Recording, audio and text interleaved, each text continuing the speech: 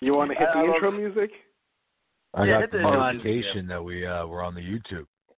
It's loading audio on the website, so hold on. Oh, yeah. Okay. Now we're up. Make sure you play the correct show.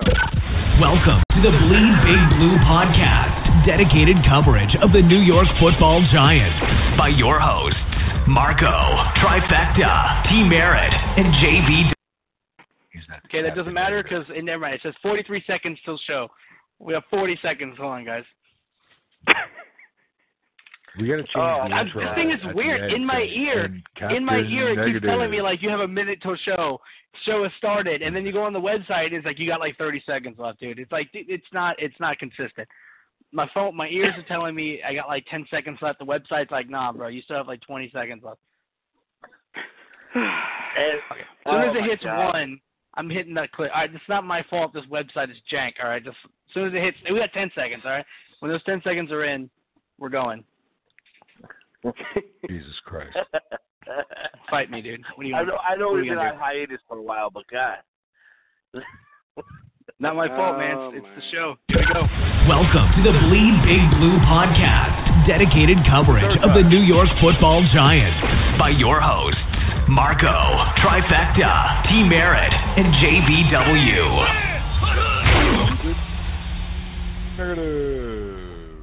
All right, we are trying this for the third time. Thank you, J-Zac. I think we are live now. My name is Marco. You are listening to the Bleedbigblue podcast. I have Tim on the line. I have J-Zac, who's fumbling with the lines, and I have James on. And it's been a little bit. We've been on a little break. Some drama happened.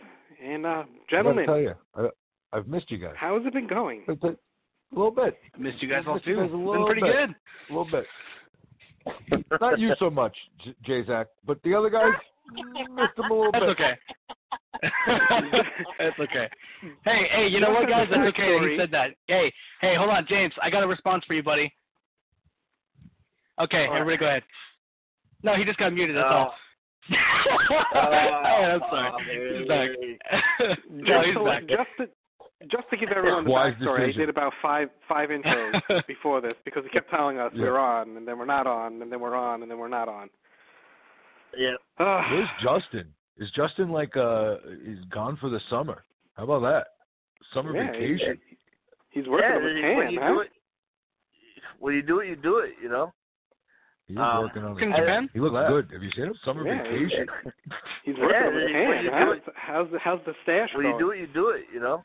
It's in full effect. I think he's full stashing it up. He's got the whole fucking Magnum PI thing going.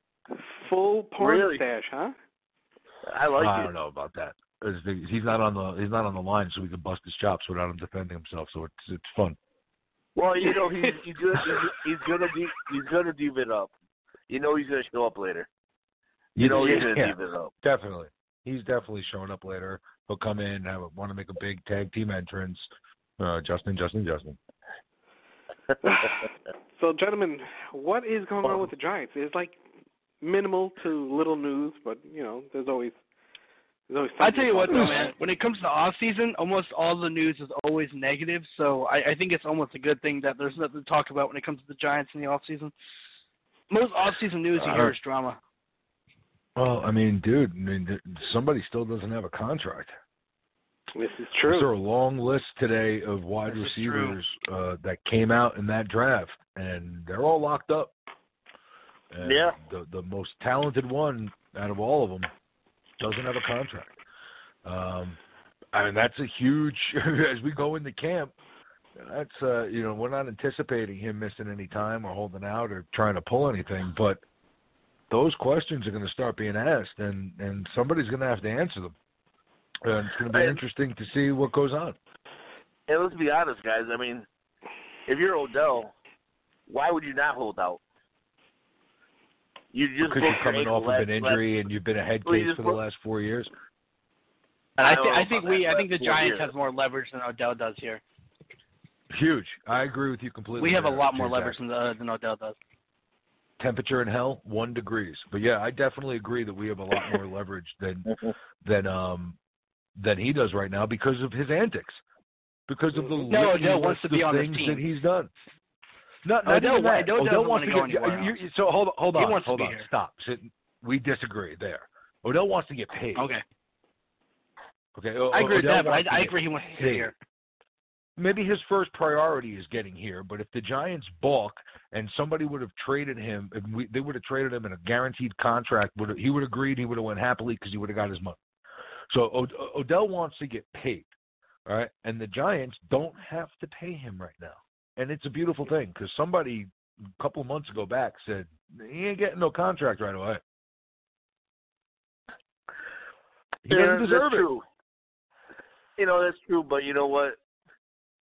When he's rated the 15th highest paid person in his draft class right now, as far as receivers, it gets to a point where it's like, all right, just pay the guy.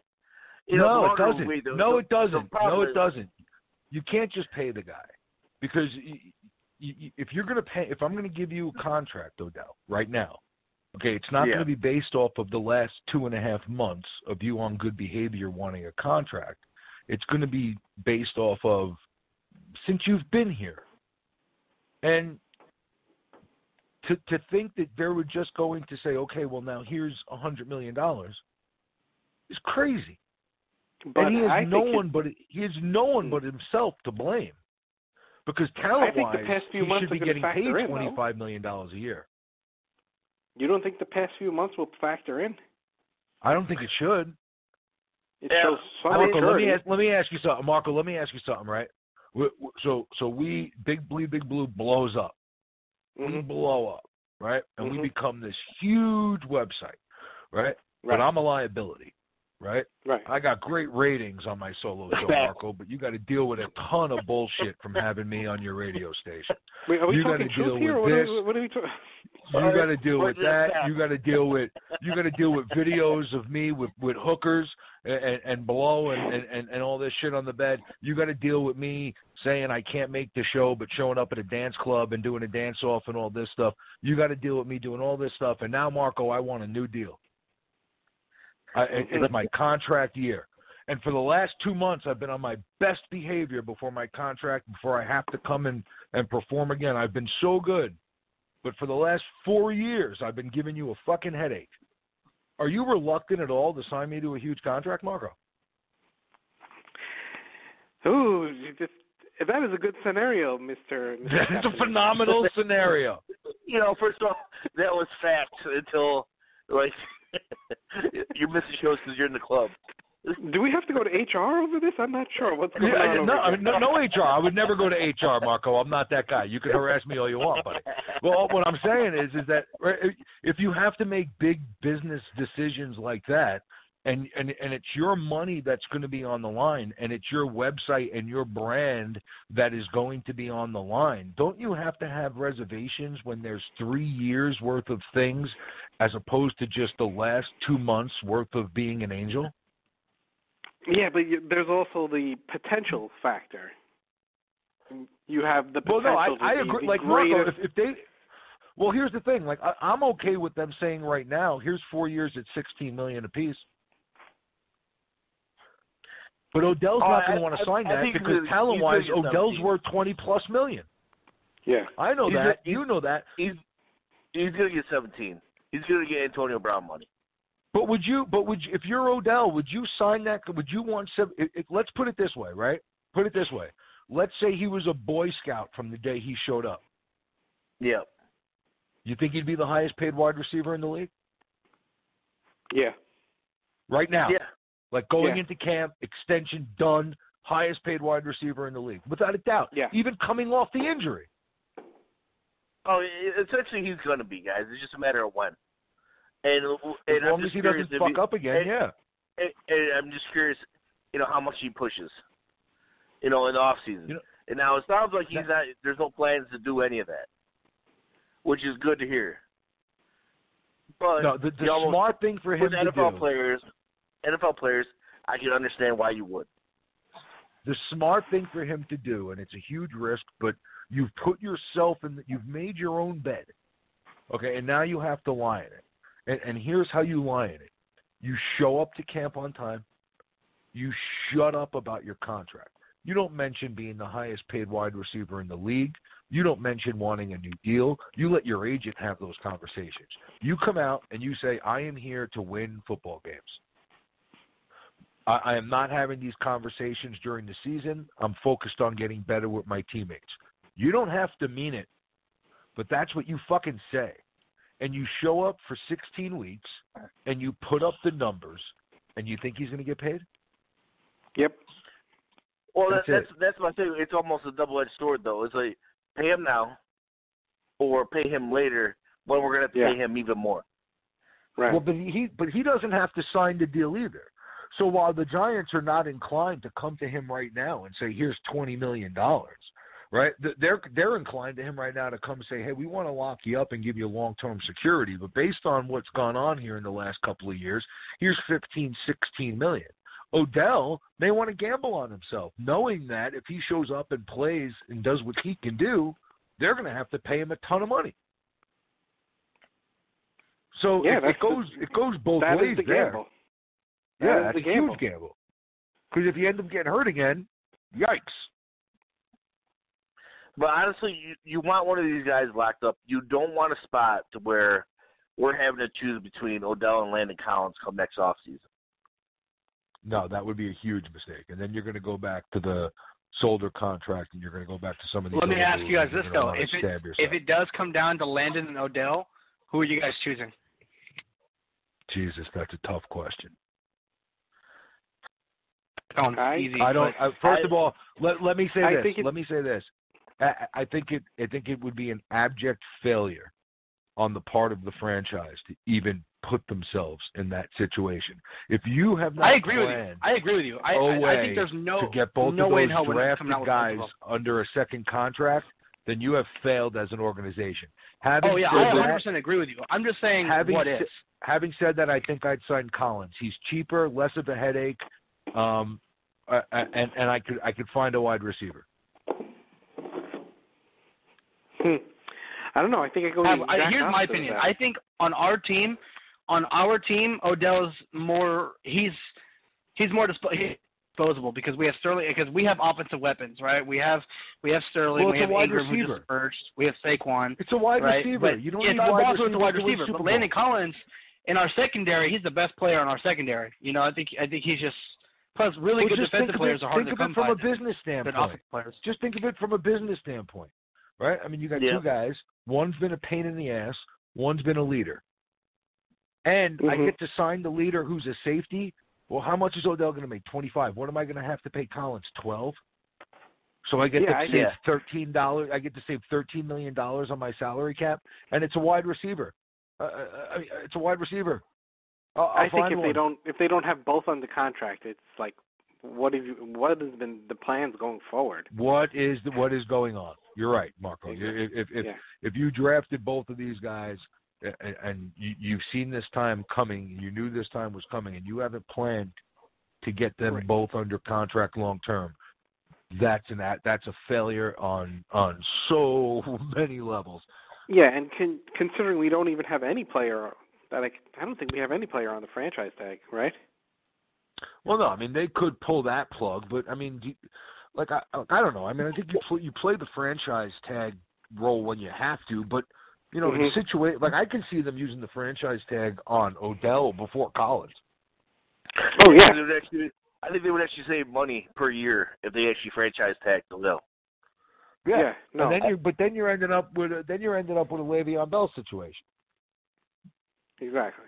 I mean, now you're just. I mean, I've said from day one what the smart move was for both is considering your fuck ups and considering what you've done, Odell, and the situation you put the Giants in with the long term deal and having to even balk at giving you one. Right? There's going to be a new collective bargaining agreement in 3 years. Right? So the Giants, if the Giants technically can franchise them for the next two, by the time that collective bargaining agreement was to come. If by some chance, right, that collective bargaining agreement, if you're going to franchise him, you're going to pay him, what, $16 million a year? $17 million a year? Yeah, I think it's got to be around that. All right, depending so what it is next don't year. Don't take the fourth year. take an $8 million raise this year or a raise this year in bonuses, sign a 2-year extension at $16 million a year to get to the collective bargaining agreement. This way you're making the same on the franchise tag, but you don't got to go through that shit. You can go a 4th-year option. Yeah, depending. It's a risk because you don't know how that collective bargaining agreement is going to go. Well, it might not be too player friendly. Salary cap's going to go up. Salary's going to go. It's going to look what Cousins did. Cousins is the exact same thing. He's buying time, waiting for that to happen, and then people are going to get paid. I'll take one injury from Odell. Then that it's not NBA. That's the predicament he's in. He has to make a decision right now. I mean, if that's what he's looking, it's either roll the dice and God forbid something happens, and then you're up shit's creek without a paddle, or take the long-term deal for the short money, or take a mid-year deal, a 2 to 3 year deal, where at least you have some financial security where you're making more guaranteed than you are right now, and you look to get paid. When you're 28 years old, you still get a huge contract. I'll give you guys a scenario right now. How about this? If we extend Odell or Landon Collins, technically, right now, we could gain money on a cap. I think especially Odell. We probably gain like almost $8 million on the cap right now. So we could sign a couple more players. And there are guys out there that intrigue me. There's nobody out there I want. I'm going to give you a guy that possibly, Kenny Vaccaro. Yeah. Be one of these like tweener linebackers, play safety kind of players in that better offense. Yeah. Navarro Bowman's out there. No on Vaccaro. No, I mean there's a reason why all these guys still don't have jobs. Well, I understand that. You're going to the scrap heap looking for Christine right now. Navarro Bowman. What do you think? No. Injury prone. Well, even that. You're going off the scrap heap. You're not paying any of these guys any significant amount of money. Let's be honest. Right now, if they're not signed on to a team, you get them for a better minimum. The problem with Navarro Bowman is he's going to want to start. He's going to want to come in. He's going to want to start. I don't know. I don't know. That's true. I'll give you that one. I'll give you that. Is that a problem? You're looking for guys. I mean, you're looking. The bottom line is you want BJ Goodson to step it up. How this team is going to be successful is these guys. There's going to be guys that we have never heard of. They're going to have to come up and fill the back end of this roster. When you look at the starters on this team, you can make a case that, not so bad, some potential. When you look at the rest of the roster and you look at the depth and what it's going to take to get through, that's where I start having some huge questions. So it's going to take some. I want to see. I'm intrigued. I'm not getting hell-bent on this 11-5, 12-4 Super Bowl run, turning it around, first team ever to win a Super Bowl after winning 3 games the previous season. I'm not doing that. What I'm going to do is I'm going to look at the back end of this roster, and I'm going to find some kids that are going to be playing hard, that are going to be looking to make a name for themselves, that are going to be those tough kids, that are going to be somebody who's going to have to step up during the course of a game, during the season, couple of games, when you get banged up. I want to see who those guys are going to be. Because to me, that's the meat and potatoes, fellas. That's how you get to the playoffs. So I think there's, that's intriguing to me. Some of the names on this roster, some of the kids on this roster that are going to step up. Who's going to take that spot? That's what we got to see. And here's the other thing. I want to throw a name to you guys. I want to hear your opinion. I am not sold on this offensive line. I'm scared about this offensive line. Go ahead. I want to get into Sam Beal. I want to see what you guys think about this. Have you been? Did you do a little research? You looked him up a little more? Great pickup. Great pickup, Sam Beal. Good pickup. Intriguing. I don't like giving up a third-round pick next year. Don't. I like that. Then again, he had like second, third-round talent this year for the draft. Don't. Here's my problem with Sam Beal. Okay? You look at the measurables, you love him. Okay, here's my problem with Western Kentucky, right? Western Michigan. Yeah, Western Michigan. Western. Okay, all right. Regardless, or Kentucky, Western. Pick a Western school. Exactly. Right? How dumb do you have to be? How dumb do you have to be one of those superstars in a school like that and not be academically eligible? Okay, so I'm gonna answer that because I agree with you on that. I listen to the same thing. Tim, no, I how the hell I understand your question. Isn't there a cheerleader or 12 doing your homework? What is happening? Try to go by the book. But no. But I looked into that. They said Sam Beal was one of these guys that actually didn't have the red flags that most of these supplemental draft picks usually have. And they said there's a chance he was going to be eligible.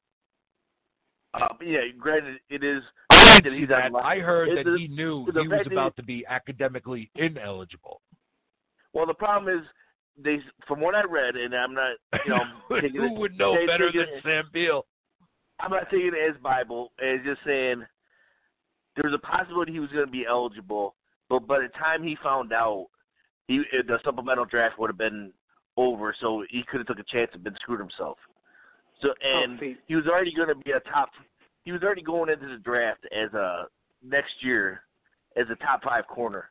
So he would have hurt himself by not playing a whole season.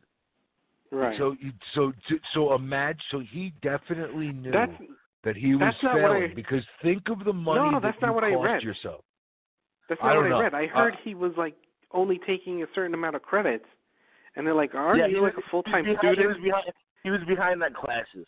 I don't think he was actually failing. He was just taking he's only taking 3 classes or something like that. He was taking volleyball. He had volleyball in the morning, and then there was a study group in the afternoon, and then he had I don't know, like arts and crafts at 3:30 in the afternoon or something like that. It doesn't say much for his academic counselors out there at the Western Michigan that he was behind on classes. And the fact it says a lot about him. And listen, and you're a star athlete. Get some people to do some work for you. I mean, as a guy in college who didn't like to take more than 12 classes at a time, I'm totally okay with it. If you're not doing work, shouldn't you be taking more classes? Like, if you're not doing the work, shouldn't you be like, yeah, put that on my agenda. I'll have somebody do that shit for me. Oh, God. Sam, what's going on, bro? Volleyball is difficult in the morning. You got to get up. Sam has the biggest question is can Sam Beal delegate? Because he doesn't seem like he could delegate work out very well. Well, the nice part about I like the fact that we got Sam Beal now for a 3rd-round pick. Because honestly, if he had a good year, he could have been 1st round, maybe early 2nd, from what people were saying. Right. Talent-wise, you can't. Yeah, there was no quick. So giving up a 3rd-round pick and the guy gets to sit under and learn, he doesn't have to start for us. Well, no, you're hoping he plays, man. You're hoping he plays. But looking at the roster, isn't he the 3rd? I don't know if he could play the slot. I got questions about him. I think he'll get eaten alive in the slot. William Gant probably plays the slot. I don't think he'd be able to play the slot. He's an outside corner. He's no D squared. Well, I think that's the same thing. Yeah. Can he come in and compete and push guys? Yeah, I think he could. To me, it's not a matter. When I look at Beal, I don't see a problem physically. I think he's a little light. I think at times when you watch his tape, I watched him a little bit. Not very physical. Not very physical at the line of scrimmage. He's not going to come up. He's not going to tackle. He's a bump and run guy. But as far as the physical stuff, I think from what I've seen, he's really good man to man. Well, yeah, but my thing is this, Tim, is if you want to play bump and run, you better be strong enough to play bump and run in the NFL. Yeah. And I don't know that he's now can he find the ball? Yeah. Can he go get the ball at its peak? Yeah. Does he have a good feel just for, where to be at the right time? Yeah. Is he smart enough to play in the NFL? I don't know. Yeah, I think he has a lot of good tools, but let's and the NFL is, all these guys are physically amazing, right? I mean, all these guys have amazing talent, right? The difference between, bottom rung guy trying to make a team, bench player, depth guy, it's mental, bro. Oh, 100%. I mean, that's the funny thing with Beal. From what I've read, they said that he's going to be, by mid-season, he'll be pushing Eli Apple for the starting outside linebacker or starting outside corner. I hope so. We need competition. We need guys to push him. We need some young, fresh blood in here to get the bad taste out of the locker room that we had last year. So yeah, I hope. And here's the other thing, guys. Newsflash! Breaking news: Jenkins and Apple quit last year at certain points in the season. Yep. So it's good to have these young kids coming in to push those guys and say, hey, sit. If you're not going to play, if you're not going to give everything you got, I'll put this scrappy little son of a bitch in. I'll let him play. At least I know he's going to play hard. We'll get into Dante Dion in a second. Oh, I love me some Dante. I'll tell you something. About Dante Dion. He'll never quit. Yep. That guy he does not know the definition of quit. I'll give you. God, if Dante Dion just comes out and becomes like the next Darrelle Revis, we can say honestly that the first fan was here on Bleed Big Blue. No, and I don't think he's that good, but I think that he fits a need for the team. I think that there's a need for a slot corner on this team. There's a need for a guy that brings his lunchbox every game, that's not afraid, that's undersized, that's not afraid to mix it up, that's gonna compete with no matter who you line up against him. And I think that he fits a need for what they don't have a slot corner. And I would say that right now he would have the insight. When you look at the other guys, when you look at Gay and you look at some of these other guys that they have, I don't know that any of those guys can play in the slot. So I think if you're a Giants fan, you better know the name D squared, and you better get used. You better be rooting for him, because if anybody can help them in the slot this year, if it's not him, go find me another guy that can do it. Well, there's B.W. Webb as well, but how about in the fact slot, that Sam Beal? Yeah, B.W. Webb can play in the slot. Well, and so can William Gay. Oh, Gay, get out! I don't even want Gay on the field. But I'm gonna also throw something out there for you guys right now.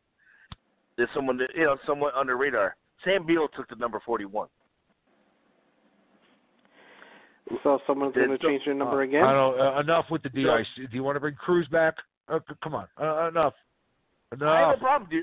DRC back when you got Sam Beal as well, and DRC is versatile enough to play in the slot. I don't want DRC back. And outside. The DRC's a head case. Get him out. Bye. Goodbye. Can we get Victor Cruz? Yeah, can we bring back Cruz? Maybe Brandon Jacobs wants to come back and be the goal line back. By the way, I might have an inside track to get Cruz on the show, but I'll talk to you guys about that. He would never. He would. Can you imagine the interview? Huh? So, Victor, at what point did becoming a male model become more important than becoming a good wide receiver? Mm-hmm. Was it fun throwing Eli under the bus, Vic? No, wasn't. Team player? Well, Vic, when did you know you were in trouble at the boat? Vic, is your shirt on right now? He's doing Blue Steel. Relax. Magnum. Now, how many Adderalls can you turn down? The whole interview, can you imagine? I'd be like, so Zoolander, answer me this. You would kiss his ass. You are such a bullshit. I would call him He's Zoolander. running his mouth right now, but if Victor Cruz is on here, James would be like, "Oh, Mr. Cruz, it's so nice to talk to you." You are full. You don't know who you're talking. I would call him Zoolander the whole interview. First of all, Marco would cut you out. That's Marco's boy. Oh yeah. Don't my boy. Don't at me. I would call him Zoolander the whole interview. He would be straight mute the whole time. You would definitely mute me, Marco, because I'd be. I wouldn't even get the lander out. I'd be like, "So Zoo, don't just mute me right at Zoo." I wouldn't even get the lander out. Let's talk about who we did get the thumbs up for, which I'm pretty pumped for. Pepper Johnson wants to come on. Pepper Johnson wants to come on. Well, that would be phenomenal, and I would love if we can get Pepper on. I'll guarantee you. Like when we got Myron on, I still go back and forth with Sign of the Cross, Mr. Gary Reasons, every now and again. So I think that we could definitely get Gary to call in if Pepper's going to be on and surprise Pepper like we did with Myron. And that was fun when we had Gary and Myron on at the same time, and they were talking. We shut up for half the time. They were just BSing. And I think it would be fun to have Pepper and Gary on too. Maybe even Myron will show back up. That would be even better. That would be better. Yeah. That'd be reliving my childhood. J-Zac, do you know who Pepper Johnson is? I do know who Pepper Johnson is. Why don't you try to test me? Googled him. I didn't Google him. I knew who he was. Hey, J-Zac, are you on? J-Zac, you're online, right? J-Zac, you're online, right? Of course, I have to run this thing. Of course I am. I have to run this thing. Do me a favor. Pull up a different window.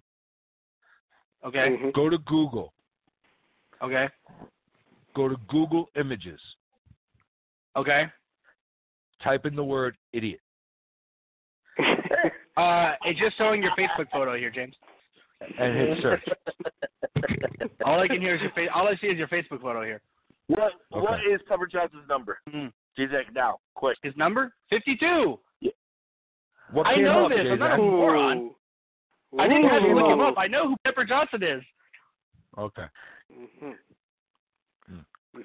So yes, I think we're came straight out of Ohio State University, dude. OU, let's go. We're in prelim discussions with getting him on. I think it's going to be a Wednesday night. It looks like he either wanted to do Wednesday or Sunday. Okay. I'm feeling out if he wants to do it live. Come on, James. Or if we're going to do a pre-recording. I can't. If he wants to go live Sunday, I can't do it in the morning. If he wants to go Sunday, I can do any Wednesday though. I got to work Sunday night.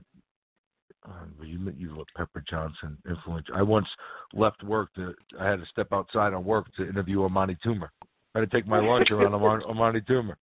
What time do you want to go to lunch today? I got an interview with Amani Toomer at 1:30. I was like, I'll go to lunch at that time.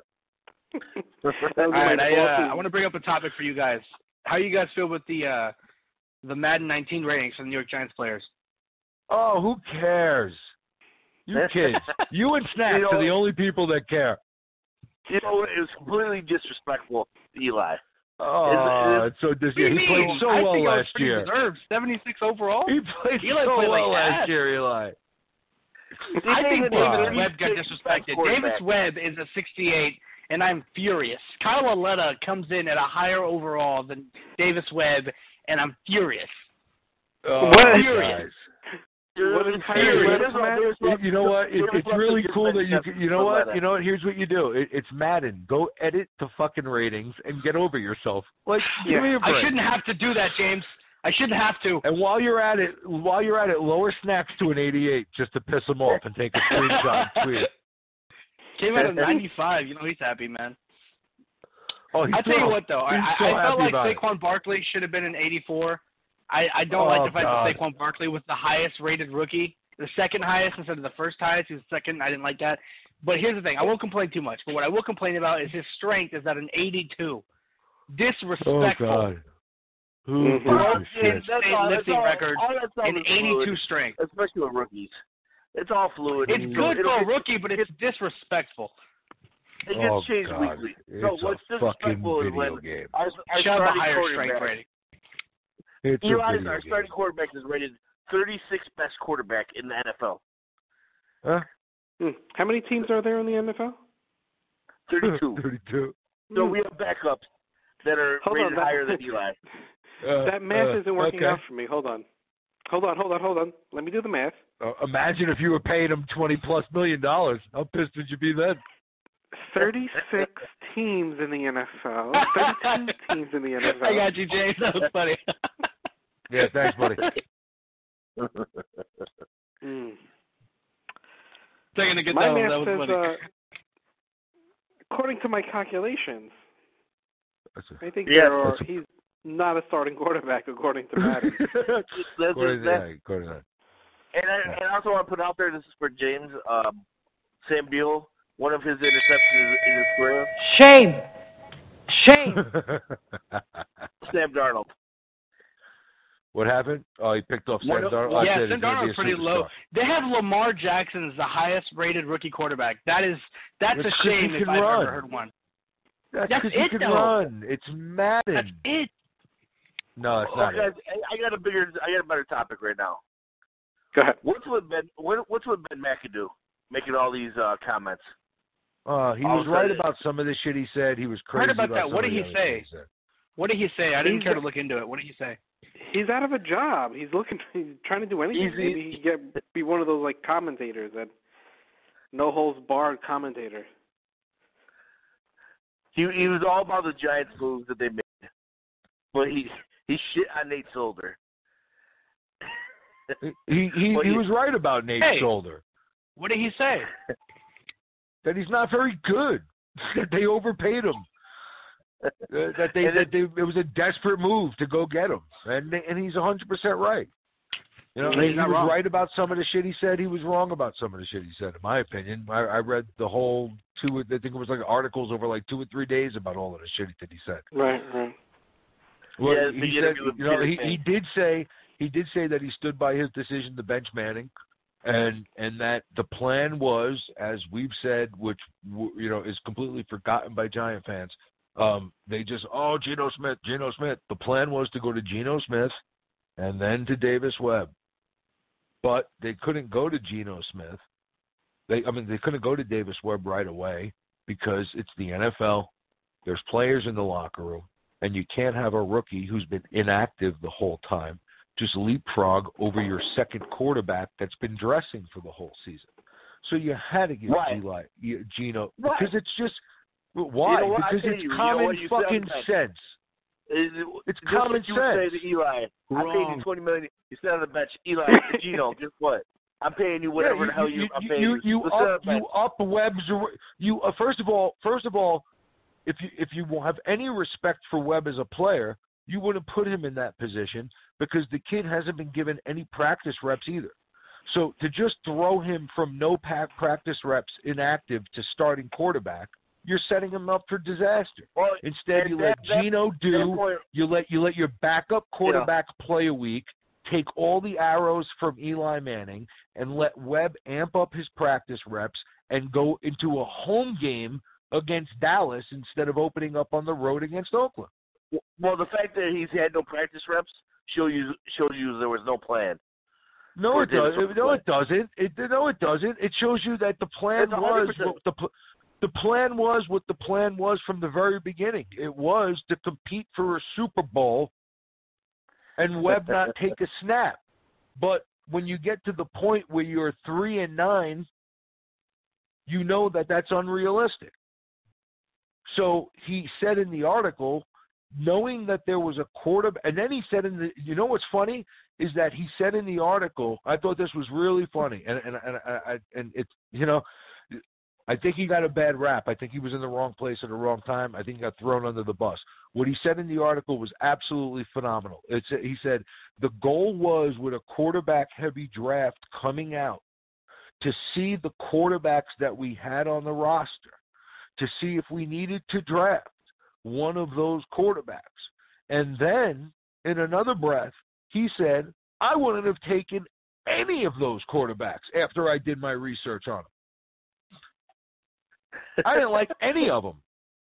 Well, the funny thing is he rated, from what people were saying, Ben McAdoo rated Josh Allen number 1, Lamar Jackson number 2, He's stupid. Yeah, but he also said that was his ranking. But he also said that he didn't want any of them. So it shows you that at the time he was able to make a rational decision to say, here we are at 3-9. Let me see what I got. There's a quarterback-heavy draft coming out. And then to evaluate that talent and say, Jesus Christ, I don't want anything to do with these guys. No, apparently Jerry Reese and Mark Ross, they liked Baker Mayfield, who did wind up going number 1. That's who they were hopeful for. Oh, well, see, now that's a different color. Now that's a GM and a coach conversation to have. And if McAdoo does the evaluation and says, I don't like the guy, and Reese does an evaluation and goes, we love the guy, then that's a conversation for them to have. But I thought that it was telling that he was able to say the goal was to do this, which was, God, strike me down, the right decision to go to the bench and see what you had and to do it that way at that time, okay? And then to evaluate the talent and go, yeah, I would have, I would have went with the guys probably that I had on this roster still. That's funny to me.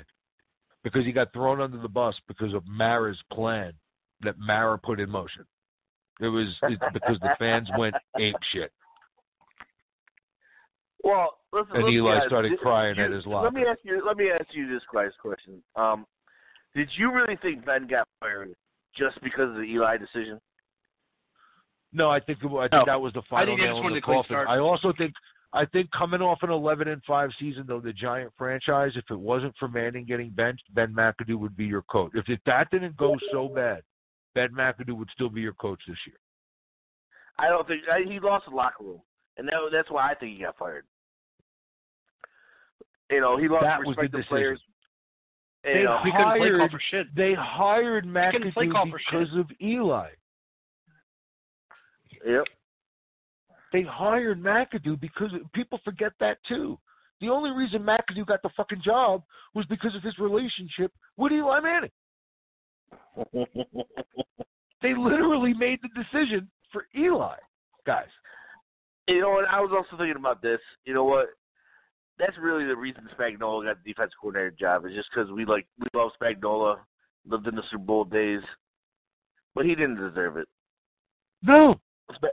No. It's as much as I love Spags, you know what? Thank you for that Super Bowl. It's over. He was a bad defense coordinator. He was 2007 anymore. He was a bad defense coordinator this past couple of years. I mean, it was literally, we were one of the worst teams in pass rushing because we have no rotation of defensive ends. None.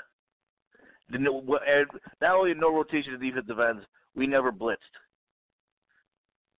to even force anything. He dropped the ball, and you know what? They dropped the ball. But you know what? You know who's not dropping the ball? Gentlemen.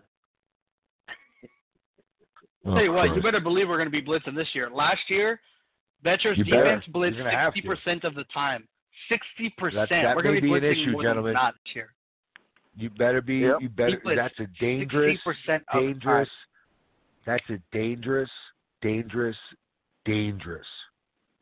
plan. Dangerous. James, did you see? There's risk to reward. James? Did you see the post? What post? WFAN host Joe Benigno accused of sexual harassment. I saw that. Oh my God! The whole office. They said it was from 2006. It's been a complete frat house. Oh God! Well, he's trying to convince a girl to have a threesome. Trying to get a little group action with his wife and a hooker and a prostitute. And he was trying to get the other girl to join him. Yeah. Hey, if his wife's in, man. I'm just kidding. Hey, check out her body. Who is this? Stella. Joe Benigno, WFAN. He's a local radio host. Oh, okay. Yeah, I guess. Check out her body. I just saw that Stella. Yeah, he's done. We may be able to get jobs at FAN soon. There's going to be nobody there able to work. No one's there. It's going to be It'll Mike be us and 24/7. Francesa. It'll be us and Francesa. The Big Blue crew is here from 6 a.m. till 1, and then Francesa until 6 a.m. tomorrow morning. We already paid to watch him sleep, so he'll fit right in. Maybe he could do midnight. 100%. Francesa naps. Francesa naps from 8 to 10 on the fan. Hear him snore. Oh my God! Joey. Wake up with Mike for late night calls at 10. Mike a cup of Joe at 10 o'clock for his late night push. My God, is there any other Giants things going on? Who knows? You heard that event that the guy was trying to promote is being postponed, right? Till October. Yeah. You said something about what was that? Pushed back to October now. What's that? What I forgot what it's called. It's like a banquet the New York Giants hold every year. Like like they have veterans come in and talk. New players will come in and talk in front of like a crowd of Giants fans and some of the rookies and stuff like that. What is it called? Like they bring in the new coach, the new coordinator, and they all just come down and talk about like, what to expect. Yeah, the town hall. Yeah, they only released like the short promo of that. They never released a full version of that, and I've been wanting to see that like really bad, but I can't seem to find a full version of that anywhere. It's just the PR fluff stuff. Yeah, but it's still fun though to see. It's still kind of fun to hear and see all your players interacting, get to know the players a little better. Mm-hmm. Mainly the rookies are what I'm looking for. I want to see how the rookies interact with questions. It's kind of because you can tell a lot from the way a person speaks. You can tell from their mannerisms. You can sense a little bit of intelligence there. So I like to look at the rookies and see what's coming in. It's not all about intelligence. It's not all about intelligence, no. But I like to see some of that. I used to listen to Marshawn Lynch on the radio in Buffalo. That guy is so freaking dumb, dude, I swear. But the thing is, he's not really that dumb. The way he speaks is ridiculous. Marshawn Lynch is not dumb. Marshawn Lynch is not dumb. He's actually he's really not. If you go look at his business investments, he's actually pretty smart. He's got people who tells him what to invest in.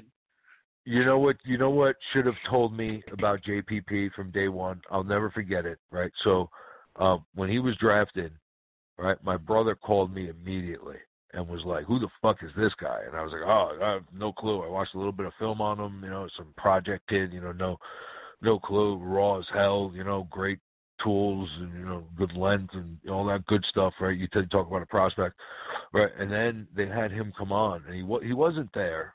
He was in, I think, Florida with his family and anything like that. So they had him like via satellite, and they asked him about the Giants, and I'll never forget it. He was like, "Well, the Giants liked me, and I liked them." And we liked each other, and right then and there, you knew he was gonna blow his fingers off.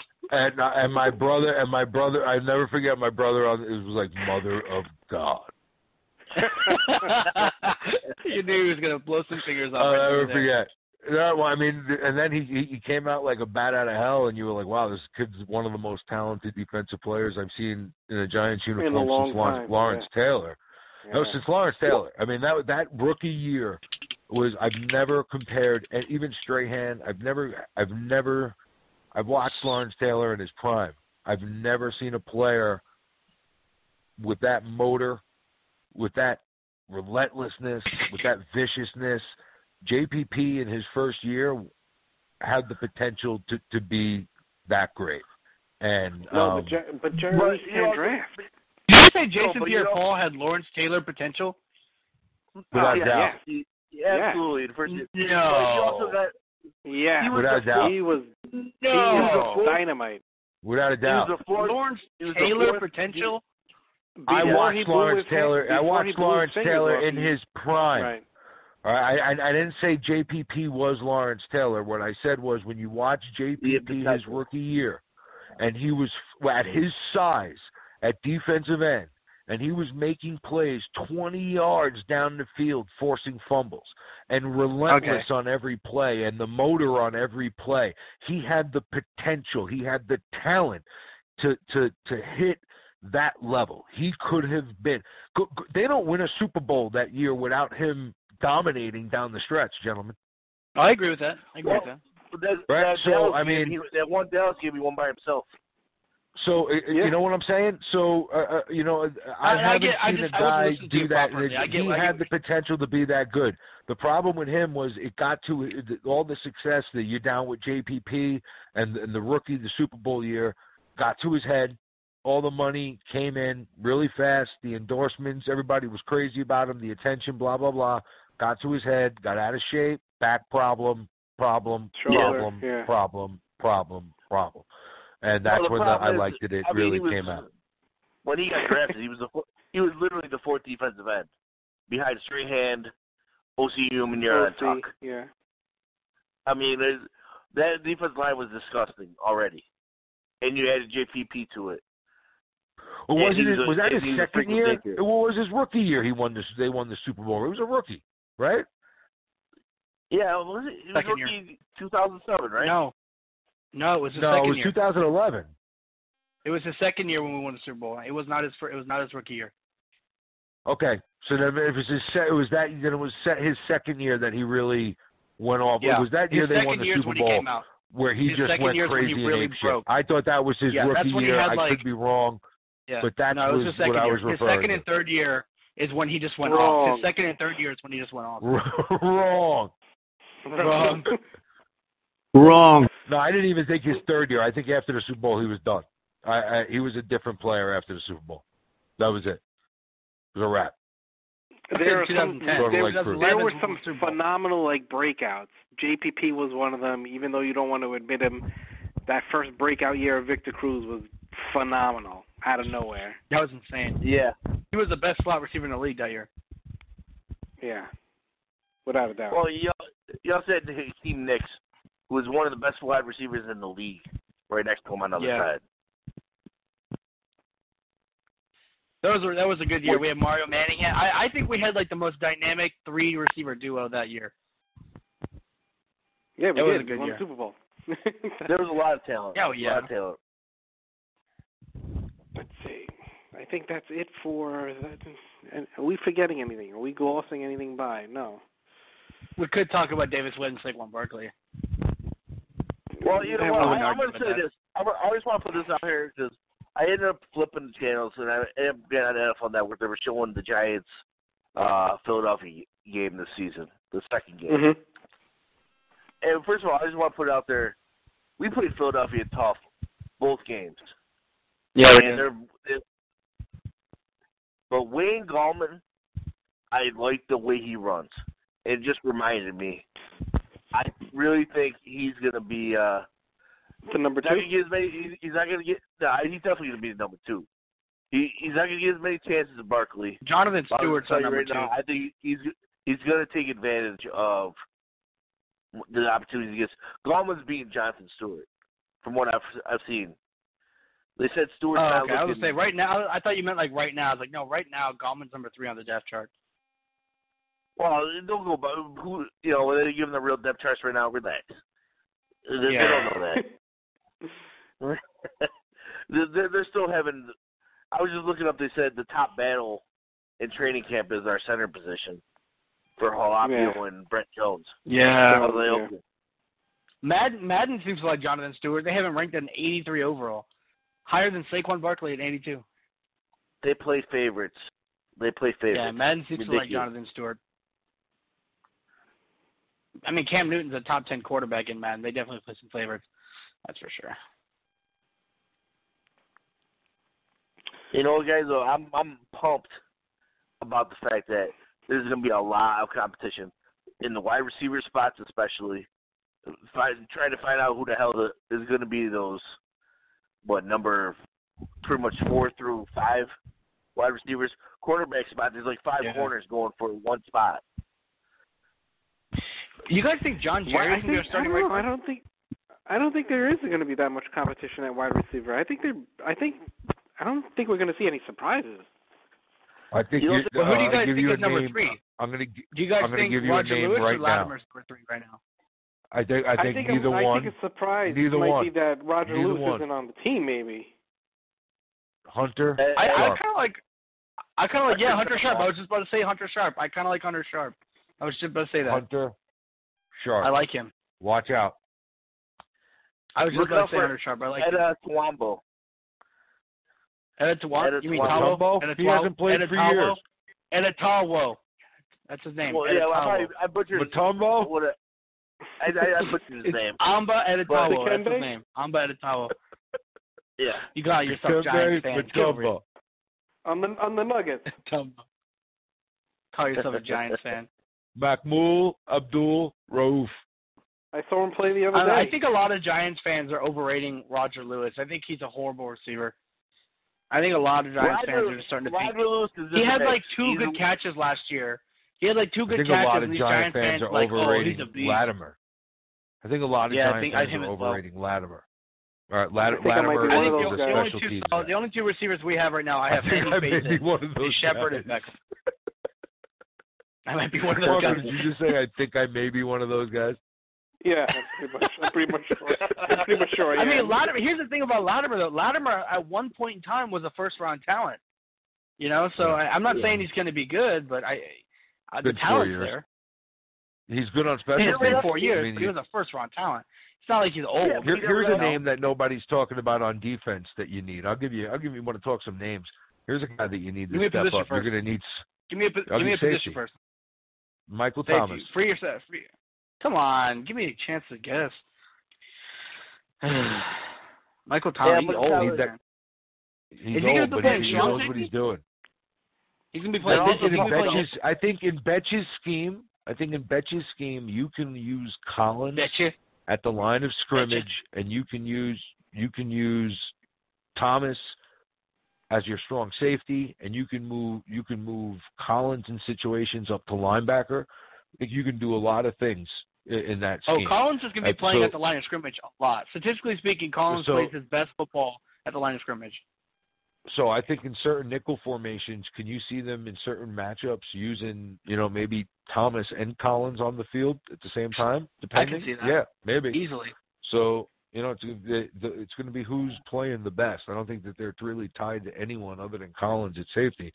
But that's another position that, you got names like Andrews and Thompson and Thomas, and you need every one of those guys to produce. Every one of them needs to come through. The name that they keep pumping up is Curtis Riley to be like a sleeper for that free safety spot.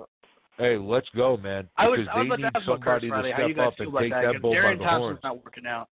Darren Thompson's definitely not working out, so I was wondering how you guys feel about Curtis. You look at he had 1 year. He's horrible. Yeah, and he was horrible in that 1 year. Andrew Adams played better football than he did, and Darren Thompson was our star. Guys, there are concerns all over that defense. Like all over the defense. Oh, I agree with that. Like other than Collins, you got like huge question marks at safety. Like at cornerback, everybody's a question mark. Even Jenkins. Like talent-wise, great, but reason why he was let go as a free agent. What about Double D? It's still question mark, dude. Love the kid, but can he perform at an NFL level over 16? I don't know. I've seen flashes that I like his grittiness. I like the way he plays, but I don't know that he's going to be good for 16 games. I don't know that he can be productive cornerback on a playoff team. We're trying to go to the playoffs and win a Super Bowl. I don't know he's that good. I hope to God that he is. We need him to be, but I don't know that he is.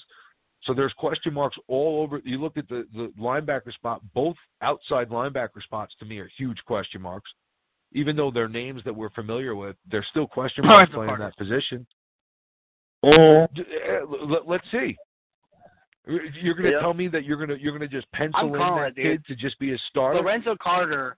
Just as much of a wild card as D squared right now. Yeah, no. Just as much as a wild card. Lorenzo Carter. So even the defensive line, both defensive end positions, question marks.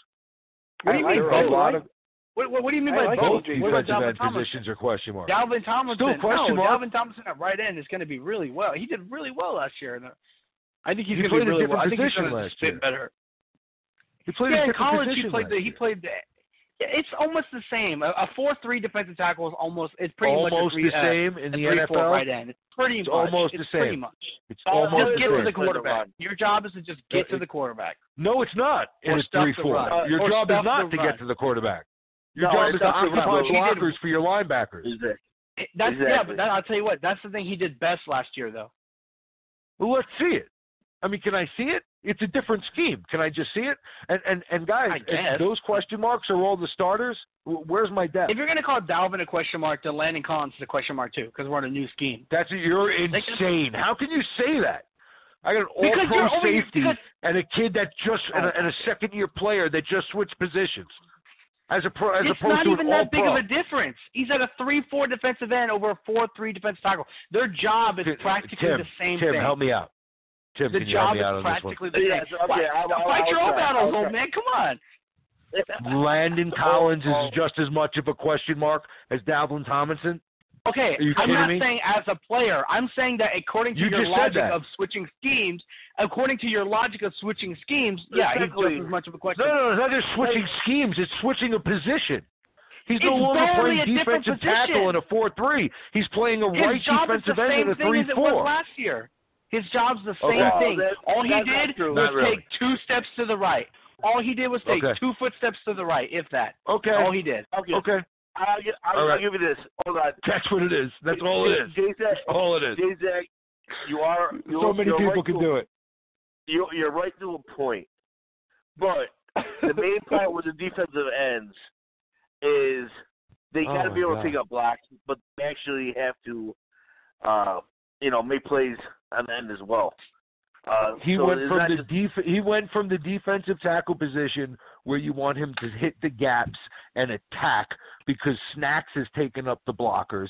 So you want him upfield hitting the gaps, and now he's going to right end where your job is now to read, take up blocks, take up the double team to free up your linebackers. Yeah, it's the exact same fucking thing. That's what he was doing last year. All you got to do is take 2 steps to the right. Statistically, he was 2 steps to the right.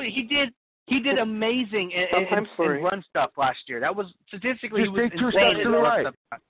James Conner was 3 steps to the right. It's 3. What they're saying. Sorry, Marco. Wrong. It is what they're saying. PSF grade had Tomlinson and Snacks as one of the best some of the best run defensive tackles in the league. That's phenomenal. Here's another question, right? Are they going to play every snap? And absolutely not. Probably not. Probably not. So, that's why we've got Josh Morrow. I mean, he's not really worried. He's not really much. Josh Morrow, I wouldn't say he's really much. Here, he's not factored until week 5 anyway. Yeah. Hold on. Forbes put out the most valuable franchises. What are the Giants? Third? 3.3 billion or something like that? Third? Third in NFL franchises. 8th overall. Nice. Who's above the Giants? New England and who else? Cowboys, Yankees. Cowboys in New England. Cowboys in England? That's what I thought. You want to go through the top 10 right now? Go ahead. Yeah, go through the top 10. Tied at number 10, the Washington Redskins, $3.1 billion. Wow. Fuck the Redskins. Golden State Warriors tied with the Redskins at 10 for $3.1 billion also. Wow, really? I would have assumed they'd been higher than that. Wow. Number 8, the New York Giants at $3.3 billion. Tied with the Los Angeles Lakers at $3.3 billion. Holy shit. Wow, I thought the Lakers would be higher. Wow. Look at 2 teams coming in, huh? Piggybacking each other. Are the Celtics on the list? No. Wow. 7, nobody the New York Knicks, 3.68. That's wow. Wow. Imagine making that much money for a shit product. Exactly. I don't know too much about the Knicks. When I hear from other from like New Yorkers, they're pretty joke of an organization. Number I hear they're pretty much kind of a joke. Number 6 is the New England Patriots at 3.78. The Yankees are at 5 at $4 billion. Who?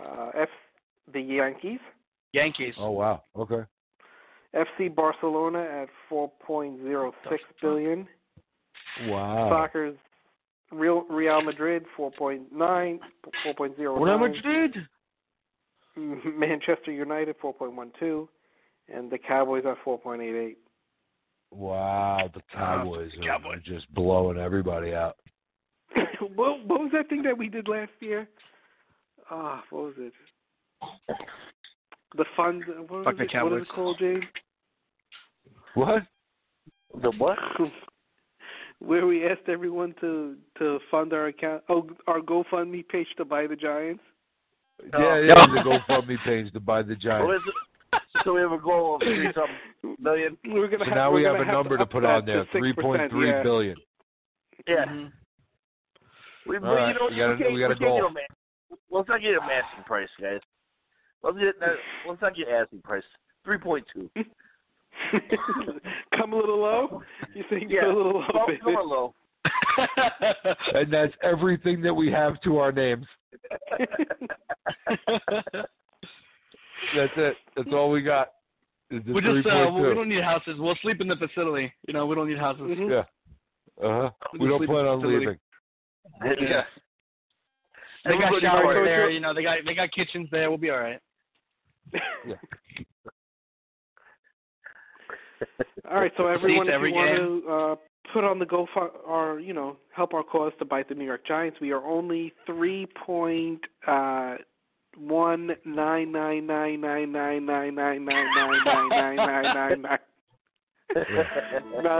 Right there. Every penny will count. Do you remember? Did anyone only you can help the Giants win again? Yeah. Only you can help us never make the mistake of taking a running back at 2 again. God damn you! Saquon Barkley was the best player in the draft, and we take him. Do you want to have this fight again? Oh, it's not Saquon a fight. Barkley was the best player in the draft, and we took him at 2. That's a steal, as much as I can see. It's retarded. I wouldn't go that far. I wouldn't go that far. But you know what? I have accepted Saquon.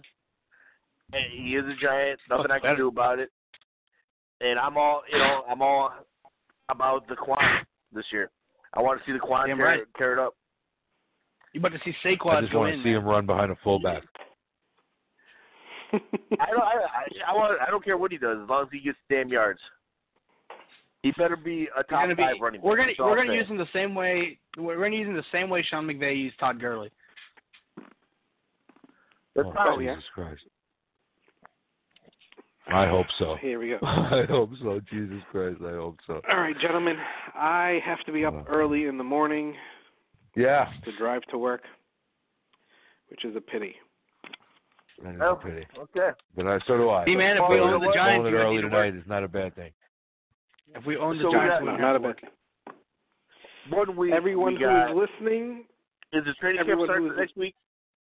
Yeah, we hope that you enjoy these shows now, because we're all going to be speaking Russian in around 6 months from now. So get your Rosetta Stones, invest.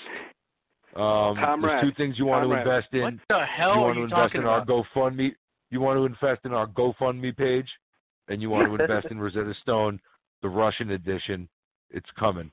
So be prepared. You got it, comrade.